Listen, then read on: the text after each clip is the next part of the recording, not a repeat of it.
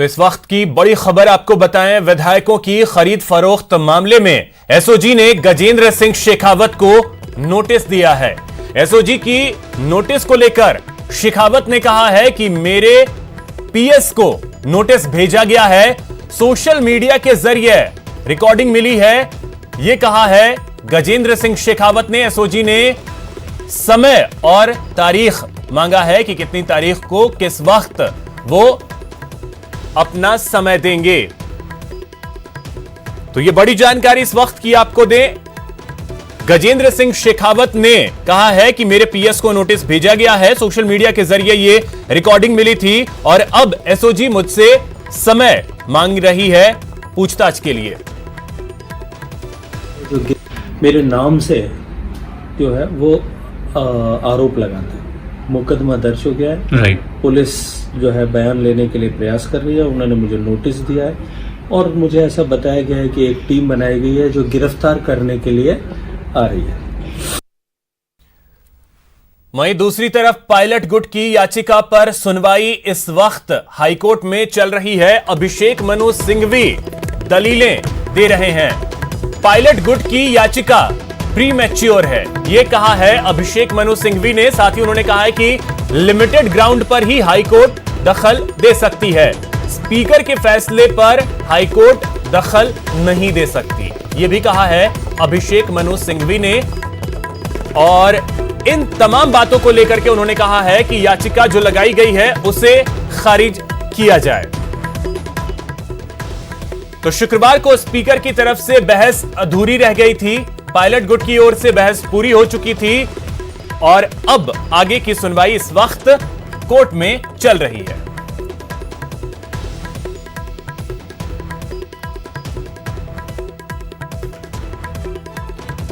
तो कोर्ट में क्या कुछ आज हुआ है वो भी हम आपको दिखा रहे हैं ग्राफिक्स के जरिए। पायलट गुट की याचिका प्री मैच्योर है, यह कहा है अभिषेक मनु सिंघवी ने। लिमिटेड ग्राउंड पर ही हाईकोर्ट दखल दे सकती है। स्पीकर का नोटिस फ्रीडम ऑफ स्पीच का उल्लंघन नहीं है।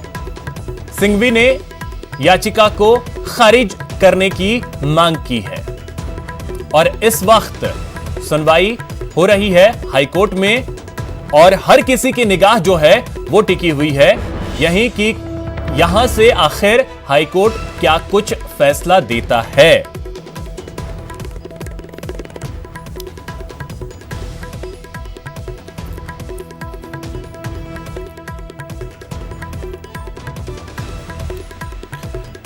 तो चलिए इस वक्त हमारे सहयोगी लवली वधवा अधिक जानकारी के साथ जुड़ रहे हैं। लवली, कुछ अपडेट इस वक्त?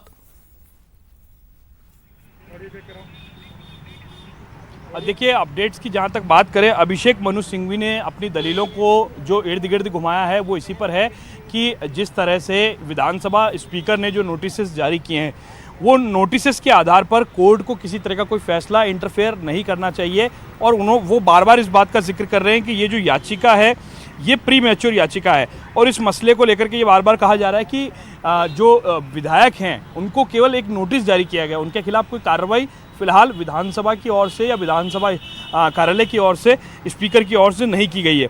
एमएलएस के रेस्पॉन्स को लेकर के भी यहाँ पर कहा जा रहा है कि 7 दिन हो चुके हैं नोटिस दिए गए, लेकिन उसके बावजूद भी जो रेस्पॉन्स है एमएलएस का वो बिल्कुल ज़ीरो है और उन्होंने कोई भी जो जानकारी है वो सिंघवी की जो दलीलें आई है सचिन कुमार की ओर से जो जानकारी मिल रही है, you cannot apply the principles of the nature of justice strike jacket formula. Jacket फार्मूले का जिक्र यहाँ पर किया गया। साथ साथ में आपको ये भी बता दें कि पहले इस बात को लेकर के ये भी जिक्र किया गया था, जो नैयर वाली याचिका थी 1994 में जिस तरह का फैसला सुप्रीम कोर्ट के द्वारा सुनाया गया था, उसका उदाहरण भी यहाँ पर पेश किया गया अभिषेक मनु सिंघवी की ओर से। और सबसे बड़ी और महत्वपूर्ण बात यह है कि कभी भी न्यायपालिका के अंदर जिस तरह के केसेस होते हैं ये केस टू केस डिपेंड करते हैं। ये केस एक अपने आप में अलग तरह का केस है। हालांकि कर्नाटका का जो केस था या अन्य राज्यों के जो केसेस थे उनमें विधानसभा अध्यक्ष के द्वारा कार्रवाई कर दी गई थी। उसके बाद में जो विधायक थे, जो पीड़ित विधायक थे, वो कोर्ट में पहुंचे थे। कोर्ट ने विधानसभा की ओर से की गई कार्रवाई को जायज़ ठहराया था, उस पर रोक नहीं लगाई थी, लेकिन जो उन पर चुनाव लड़ने की जो रोक थी उसको हटा दिया था। बड़ी बात यह है कि नोटिस जारी होने के बाद ही जो पायलट कैंप है वो फिलहाल यहाँ पर पहुँचा है कोर्ट के अंदर, रिलैक्सेशन के लिए वो लोग पहुँचे हुए हैं। बेसिकली बात यह है कि जवाब नोटिस का वो दे देते, लेकिन उन्हें ये खतरा था कि अगर नोटिस का जवाब देने के बाद में सस्पेंशन की कार्रवाई हो जाती है तो उनकी जो करी कराई जो मेहनत है उस पर पानी फिर जाता। इसलिए सचिन पायलट ने अपने जो विद्वान लोग हैं उनसे ज्ञान लेने के बाद में हाईकोर्ट की शरण में जाना उचित समझा और इस पूरे मसले को संवैधानिक मसला बताते हुए संवैधानिक पीठ के अंदर इस मसले को लेकर के याचिका दायर की गई। आनन फानन में याचिका दायर की गई सिंगल बेंच के अंदर, लेकिन बाद में हरीश साल्वे का जब दखल हुआ, इस पूरे मसले की मॉनिटरिंग हरीश साल्वे के पास गई तो उन्होंने न्यायालय के अंदर पहली सुनवाई के अंदर पहला वाक्य यही कहा कि ये याचिका में हम कुछ संशोधन करना चाहते हैं। जो दर्ज याचिका थी, जब उस पर सुनवाई एक प्रोसेस शुरू हो गया, उसमें फिर उन्होंने संशोधन करते हुए 20 पन्नों के अपना जो उनकी जो अपील थी, वो जो रिक्वेस्ट करना चाह रहे थे कोर्ट के समक्ष, वो बिल्कुल लवली, ये सारी चीजें उसके बाद प्रोसीडिंग बढ़ी हैं और अब चीजें यहां तक पहुंची हैं जिसमें अब अभिषेक मनु सिंघवी जो है वो अपनी बात रख रहे हैं। जैसे ही कुछ भी और अपडेट आता है लवली, हम आपके पास आएंगे, आप इशारा करें, हम आपके पास आएंगे अगर कोई अपडेट आता है तो। इसी बीच हमारे साथ कुछ खास मेहमान भी जुड़े हुए हैं। मुकेश शर्मा जी जो कि वरिष्ठ पत्रकार हैं, साथ ही सुरेश जैन साहब जो कि पूर्व संपादक हैं विधानसभा के, और साथ ही साथ महेश शर्मा जो कि एडवोकेट हैं। सर, एक बार फिर से आप सभी का मैं स्वागत करता हूं न्यूज 18 राजस्थान पर। सबसे पहले महेश शर्मा जी, टेक्निकल चीज आपसे यह समझना चाहूंगा कि जो अभिषेक मनु सिंघवी की तरफ से दलील दी गई है उसमें सबसे अहम बात यह कही जा रही है कि यह प्री मैच्योर है और साथ ही साथ फ्रीडम ऑफ स्पीच का कहीं से भी उल्लंघन नहीं है जो नोटिस जारी किया गया है। इसे आपसे समझना चाहेंगे कि इसके मायने क्या है? देखिए, जो सिंघवी साहब सर, आपको जरा सा रोकना चाहूंगा, लवली वधवा के पास कुछ अपडेट है। लवली, बताएं। देखिए, इस वक्त का सबसे बड़ा अपडेट कोर्ट से ही आ रहा है। कोर्ट के अंदर लंच ब्रेक ले लिया गया है। 1 बजे से 2 बजे तक का लंच ब्रेक है। 2 बजे के बाद में इस पूरे मसले पर कोर्ट उठ चुकी है। 2 बजे अब इस पूरे मसले पर कोर्ट रिज्यूम हो चुकी है। 2 बजे कोर्ट वापस रिज्यूम, माफ कीजिएगा, 2 बजे कोर्ट रिज्यूम होगी। अब इस मसले पर 2 बजे सुनवाई जो है वो शुरू होगी। 1 बजे से लेकर के 2 बजे तक का जो लंच है वो फिलहाल कॉल किया गया है और फिलहाल कोर्ट उठ चुकी है। अब 2 बजे वापस कोर्ट जो है वो बैठेगी और इस मसले को सुनेगी। जी अभिषेक, ओवर टू यू। चलिए, तो ये एक बड़ी खबर इस वक्त निकल करके सामने आ रही है। जो प्रोसीडिंग चल रही थी हाईकोर्ट में, अब उसमें लंच ब्रेक जो है वो लिया गया है 1 बजे से 2 बजे तक का। तो अब जो आगे की कार्यवाही है वो 2 बजे शुरू होगी। महेश जी, अब अपनी बात को कहें।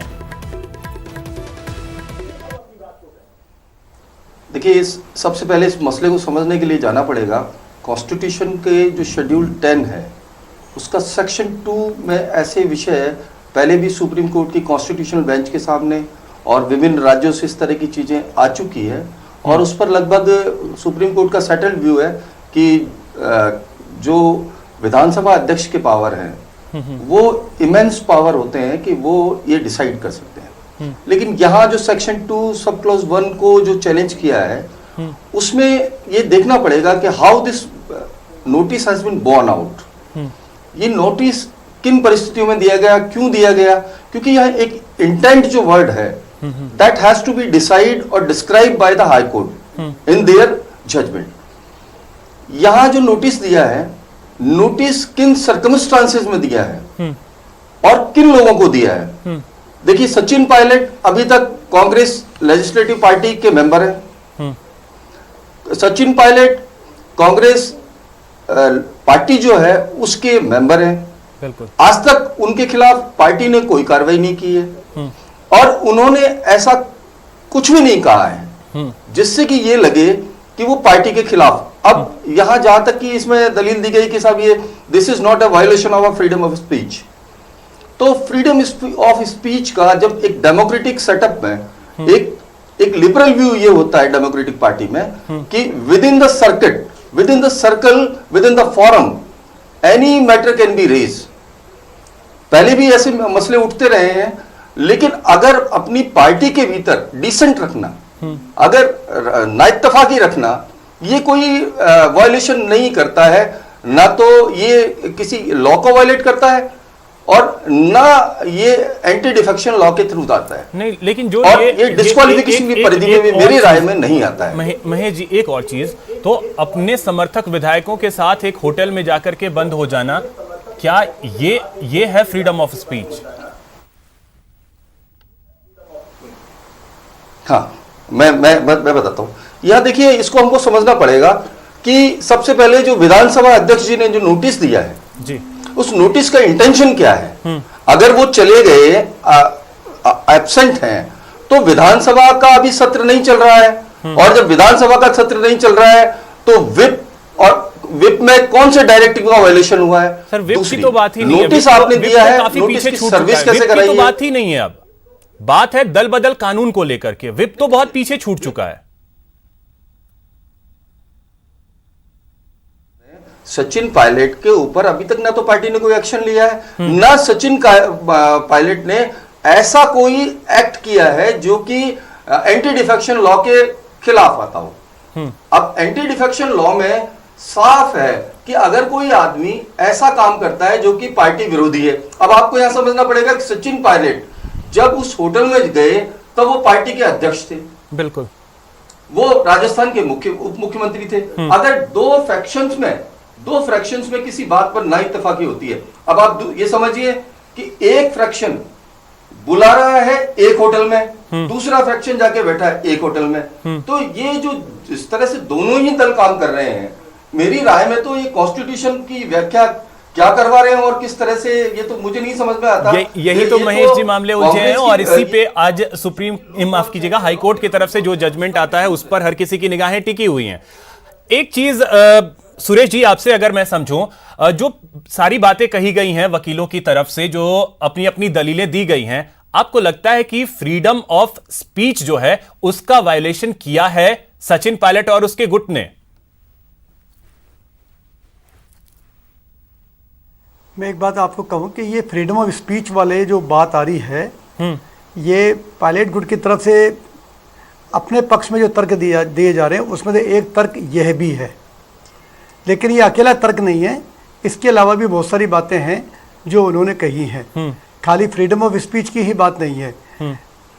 फ्रीडम ऑफ स्पीच की बात इसलिए आई है कि याचिका में यह कहा गया है कि इनका एक्ट ये शो कर रहा है कि इन्होंने स्वेच्छा से कांग्रेस पार्टी का त्याग कर दिया है, इसलिए उन्होंने फ्रीडम ऑफ स्पीच को उसके साथ जोड़ा है कि जो तो कोर्ट में अलाउ नहीं कर रहे थे। आता हूं सुरेश जी, एक बाइट आ रही है हाईकोर्ट से, वो जरा सुना अलाउ नहीं करेंगे।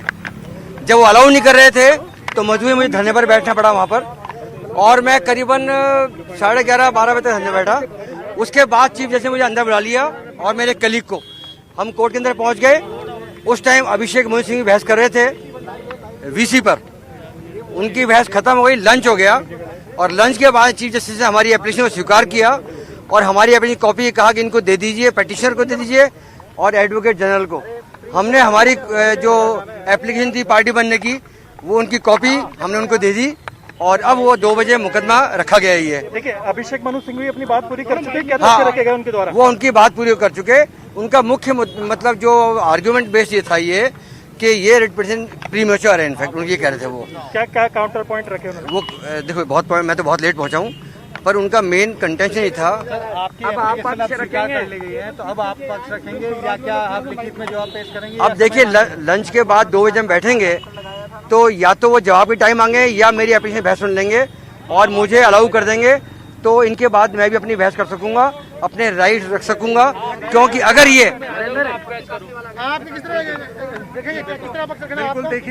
हाँ, हमारा ये है कि जो 10(2) में जो प्रोविजन है उसको रखा जाए, उसकी हिफाजत की जाए, हिफाजत शेड्यूल 10 की। बिल्कुल, शेड्यूल 10 का क्लॉज 2 1A। क्या चल रही है बहस जो है अभी रिस्पोंडेंट साइड से? सुरेश जी, आप जो बात रख रहे थे उसी में अब ये जो अभी बाइट आपने भी सुना होगा कि किस तरीके से कहा यह जा रहा है प्री मैच्योर है, तो इसके संदर्भ में भी आप शायद जिक्र ही कर रहे थे, बताइए। हाँ, ये प्री मैच्योर इस दृष्टि से है कि अभी स्पीकर ने उस याचिका के गुणावगुण पर कोई विचार नहीं किया है, प्रेमा फेसी ऐसा माना जा सकता है। उन्होंने शायद जैसे ही याचिका उनके सामने आई उसकी महत्ता को स्वीकार करते हुए दूसरे सुरेश जी, पक्ष एक और प्रतिक्रिया आ रही है, वो भी जरा सुना दें। वो जो सारे मुद्दे याचिकाकर्ता द्वारा लिए गए हैं उनके ऊपर जवाब दिया गया है। हर जवाब के पीछे सपोर्ट करने के लिए नजीरें पेश की गई हैं और 10 बजे से 1 बजे तक ये आर्गुमेंट चले। अब एजी साहब इसको 2 बजे वापस आर्गुमेंट कंटिन्यू करेंगे रेस्पोंडेंट। सर ये भी कहा कि डिफरेंट पीपल का डिफरेंट हम केस सुना जाएगा, ऐसा जी दोबारा बोले। हर किसी का डिफरेंट अलग अलग विधायक का अलग अलग कारण, अलग विधायक का अलग कारण। वो ये है कि उन्होंने जॉइंटली एक पिटीशन पेश कर दी है यहाँ पे, तो हर विधायक का अपना कारण हो सकता है कि किसी ने छोड़ा, मतलब क्या लिखा है मीडिया में, क्या बोला है कि वो छोड़ना चाह रहे हैं, नहीं चाह रहे या क्यों नहीं आए। तो जब एक ही विधायक मतलब 19 पिटिशनर्स ने एक ही पिटीशन लगाई है तो वो अपने आप में है कि वो एक साथ दर्शाता है और उनका एक ही मत है। ठीक, thank you sir, thank you. तो देखिए, अभी लंच ब्रेक हुआ है और वकील जो हैं वो अपनी अपनी बातें जो हैं वो बता रहे हैं। जैसे जैसे बाइट्स और भी अगर आते हैं वो हम आपको सुनाएंगे। सुरेश जी, अब अपनी बात को पूरी करें। मैं यही कहना चाह रहा था कि जो याचिका प्रस्तुत की गई है उस याचिका के अंदर उन्होंने जो कारण दिए उसको शायद प्रिमा फेसी स्पीकर विधानसभा ने दल बदल कानून की परिधि में बांधते हुए उन्हें नोटिस दिया है। मैं एक सामान्य ज्ञान की बात करना चाहता हूं कि किसी भी न्यायाधीकरण या न्यायालय के सामने कोई भी व्यक्ति किसी के खिलाफ यदि रिट पिटीशन लगाता है या कोई भी केस दर्ज कराता है तो वो संबंधित न्यायालय प्रिमा फेसी क्या करेगा, दूसरे पक्ष से उसका स्पष्टीकरण पूछेगा कि भाई आपके खिलाफ ये शिकायतें आई है, इस पर आपको क्या कहना है, आप बता दीजिए। ये प्रथम दृष्टया ऐसा लगता है कि विधानसभा से के द्वारा जो नोटिस दिया गया वो सही दिया गया है।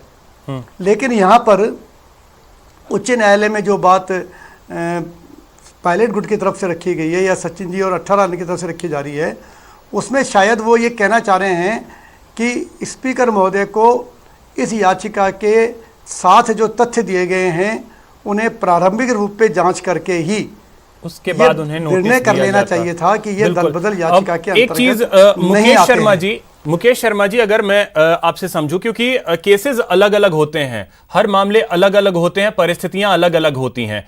सचिन पायलट ने भी तो एक एक चीज को बहुत गहनता से सोचा होगा, समझा होगा, परखा होगा, तभी जाकर के उन्होंने इतना बड़ा स्टेप लिया है। तो जो नजीर पेश किए जा रहे हैं, जो बातें कही जा रही हैं, उसमें जो उदाहरण दिए जा रहे हैं, चाहे जब 2 दिन पहले आपसे चर्चा हो रही थी, शरद यादव की चर्चा हुई थी, उसके अलावा कर्नाटक का जिक्र सामने आ रहा है कि कर्नाटक में इस तरीके से हुआ, सदस्यता उनकी चली गई। तो सचिन पायलट ने उन चीजों को तो देखा होगा। पार्टी के खिलाफ जाकर के किसी भी विधायक या खुद सचिन पायलट ने कुछ नहीं बोला है, तो ये दलीलें भी तो सामने रखी जाएंगी और कोर्ट इन चीजों को भी तो संज्ञान मिलेगा। देखिए, 2 दिन पहले भी ये बात अपनी हुई थी जी, और उस दिन भी ये सवाल उठाया गया था कि सचिन पायलट ने पार्टी के खिलाफ कुछ नहीं किया है। उस दिन भी मैंने आपको यही जवाब दिया था कि ये पार्टी के खिलाफ बगावत है। बगावत का मैंने आपको, अब डेमोक्रेटिक सिस्टम में जिस तरीके का ये सिस्टम है उसमें बगावत ऐसे ही होती है। राजनीतिक दलों में विधायक ऐसे ही बगावत करते हैं, पहले भी हुई है, पहले भी हर जगह। आपने अभी रिसेंटली कर्नाटक में देखा, मध्य प्रदेश में देखा, मध्य प्रदेश में तो सरकार ही गिरा दी गई, 22 विधायक इस्तीफे देके चले गए। बगावत कैसे होती है? मतलब मैंने उस दिन भी कहा था कि बगावत तब मानी जाएगी जब सचिन पायलट और 18 एमएलए। इस वक्त मुकेश जी जरा सा आपको रोकना चाहूंगा। इस वक्त मेरे सहयोगी दिनेश हमारे साथ जुड़ रहे हैं, उनके साथ कुछ विधायक भी हैं। दिनेश, क्या जानकारी?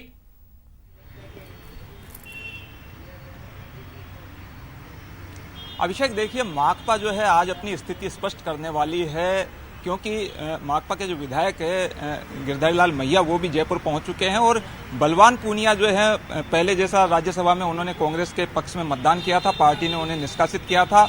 अब गिरधारी लाल मैया का किस तरीका रुख रहता है इस पूरे जो सियासी घटनाक्रम है उसमें, उसको लेकर हम खुद उन्हीं से बात कर लेते हैं। मैया जी हमारे साथ में इस वक्त।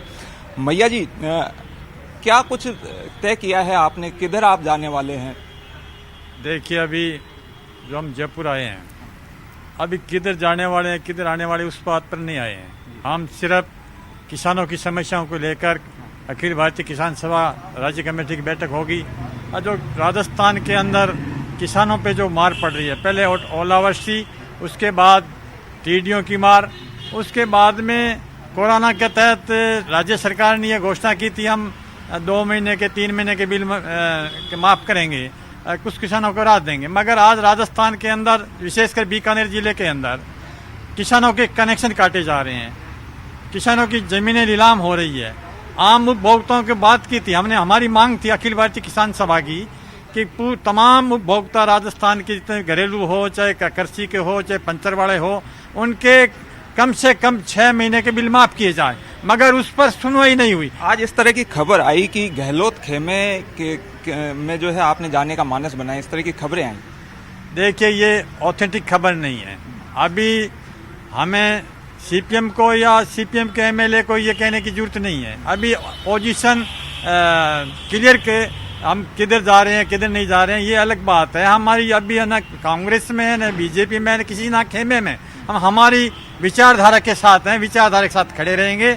हमारी विशेषकर आज जो अखिल भारतीय किसान सभा राज्य कमेटी की बैठक हो रही है, उस बैठक में ये मांग हम विचार, राजस्थान के अंदर जो किसानों की जो समस्या आ रही है, खरीद पे आ रही है, फसल पे आ रही है, किसान कटने पे आ रही है। पिछले समय सपोर्ट प्राइस पर राजस्थान में चने और सरसों की खरीद हुई थी, तो सपोर्ट प्राइस में जितने किसानों ने राजस्थान के अंदर रजिस्ट्रेशन करवाया था, उस रजिस्ट्रेशन के उनके भी पूरी तुलाई नहीं हो पाई।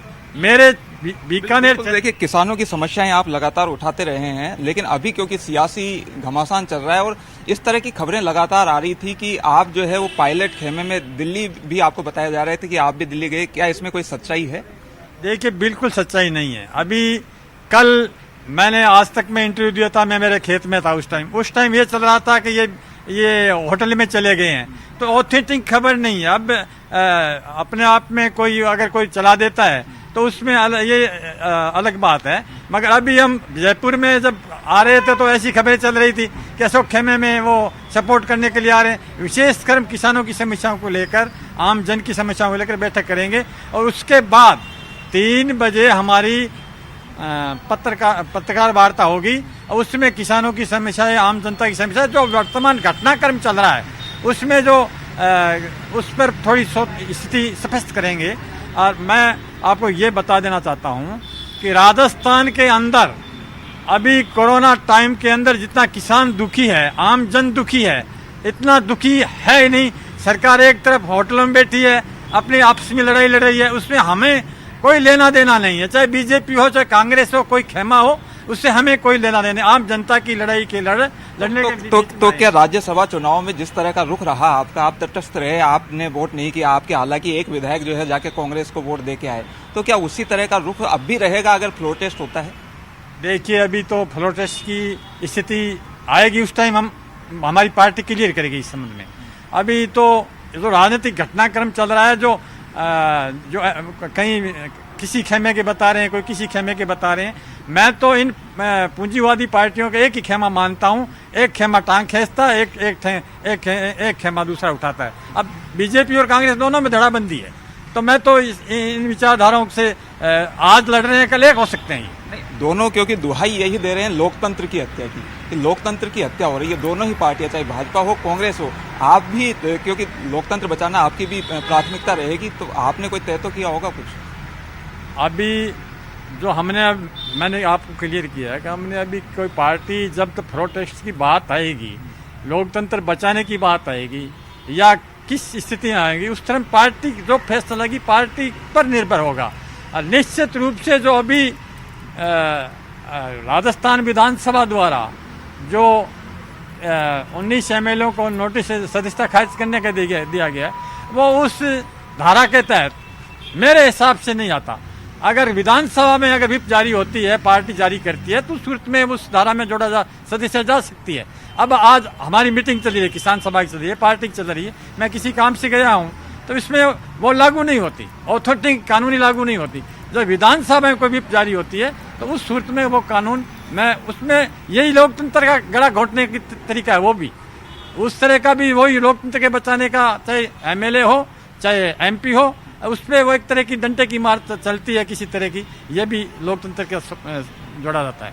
तकरीबन 10 दिन हो गए लगातार राजस्थान में जिस तरह की स्थितियां बनी हुई है, एक खेमा जो है वो होटल में कैद है, एक धड़ा जो है वो दूसरे राज्यों में जो है वो वहाँ पर बैठा हुआ है। माकपा क्या कुछ सोचती है इस पूरे घटनाक्रम के बारे में? माकपा के सवाल पर तो मैं यही कहूँगा कि पार्टी का स्टैंड तो यही है कि अभी आम जनता त्रास्त है। अब चाहे बीजेपी हो चाहे कांग्रेस हो चाहे दोनों खेमा हो, दोनों अपनी लड़ाई में उलझे हुए हैं। किसान की कोई सोच नहीं रहा है, किसान दुखी है। मैं दोबारा कह देना चाहता हूँ, आज खरीद जो सपोर्ट प्राइस खरीद हुई थी इसमें 70 करोड़ का राजस्थान के किसान को ऑनलाइन किए हुए अपनी फसल नहीं बेचने का कारण नुकसान हुआ है। भाजपा तो ये कह रही है कि वो तो इस गेम में शामिल ही नहीं है, तो आपको भी कहीं लगता है कि भाजपा भी अंदर खाने जो है कहीं ना कहीं इसमें है इस पूरे गेम में? देखिए, भाजपा का अब हम दूसरी पार्टियों का कह नहीं सकते। भाजपा का रोजाना ये खेल रहा है, भाई भाजपा हो चाहे कांग्रेस, ये एक दोनों के पटकनी देने में लगते हैं। दिनेश, विचारधारा की लड़ाई नहीं होती है, इसमें नाक की लड़ाई होती है। आपने बात की और इशारा क्या है गिरधारी लाल मैया का वो पता चल रहा है। अभिषेक आढ़ा हमारे सहयोगी दिल्ली से जुड़ रहे हैं, उनके पास भी चलेंगे और दिल्ली में क्या उथल पुथल है वहां का भी हाल जानेंगे, लेकिन उससे पहले यहां रुकेंगे एक छोटे से ब्रेक के लिए।